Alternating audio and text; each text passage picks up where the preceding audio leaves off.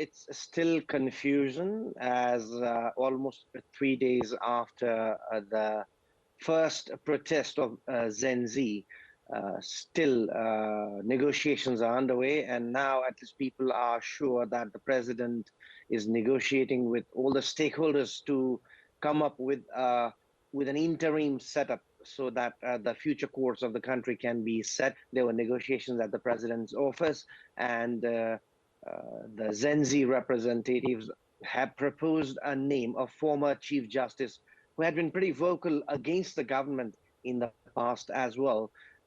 Her name as the interim prime minister, while the president in the oversight of the army has also consulted with all other stakeholders, including the political parties who the Gen Z protesters chased and burned their houses in these last 2 days.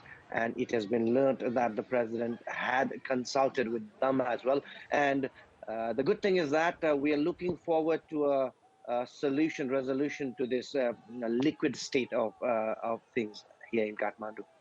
These Gen Z protesters, tell us a bit more about them. Who are they? Well, exactly. These are the youths. These are the future of the country. They had been organizing their let's say dissatisfied let's say reaction for a long time, but it was limited within the Facebook group or social media platforms, where they had started various movements like Nepo Kids, where they were exposing the rich, lavish lifestyle of the kids of the leaders and so on.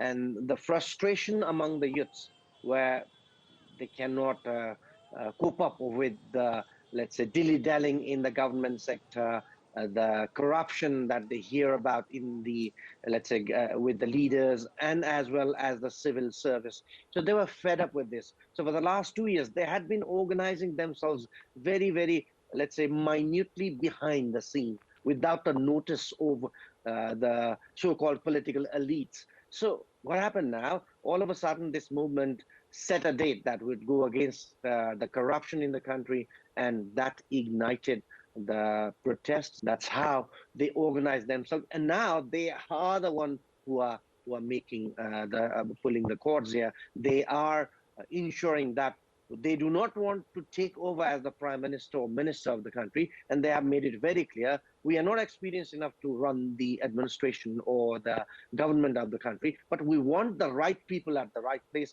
and these are our people. They have named it, and the president, within the constitutional boundaries, is trying to find a way out to address their demands at the moment. Well, this is what the protesters want in the short term, but what about the longer term issue of corruption, how to deal with the dissatisfaction with political elites? Is that something that can be addressed in the near future? It has to be, because basically even the political parties in the longer run would have to be accommodated in the new political setup. But they would probably learn from this that there's no space for nepotism, there's no space for corruption, and probably new faces, young generation who are against these sort of corruption, nepotism within the party also, they will get a greater space in the party, which has to be done. Otherwise, again, the set political forces might come up with their own revolution. And just finally, Devendra, do you think these protests will continue, and if so, for how long?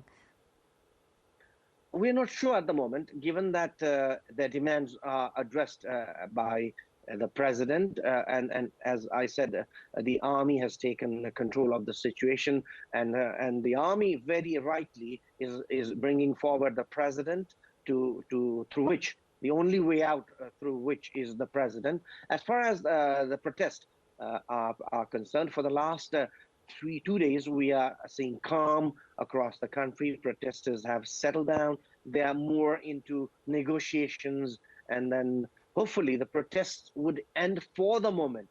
But for a longer resolution of the protests from all sectors have to be accommodated, and which the president seems to be trying to do, because whatever he sets up as an interim setup for this country has to be acceptable to every every stakeholders, including those political parties who were ruling the country earlier. So the time he is taking at the moment is because he is trying to accommodate everyone as far as possible, with the Gen Z protesters having their largest say.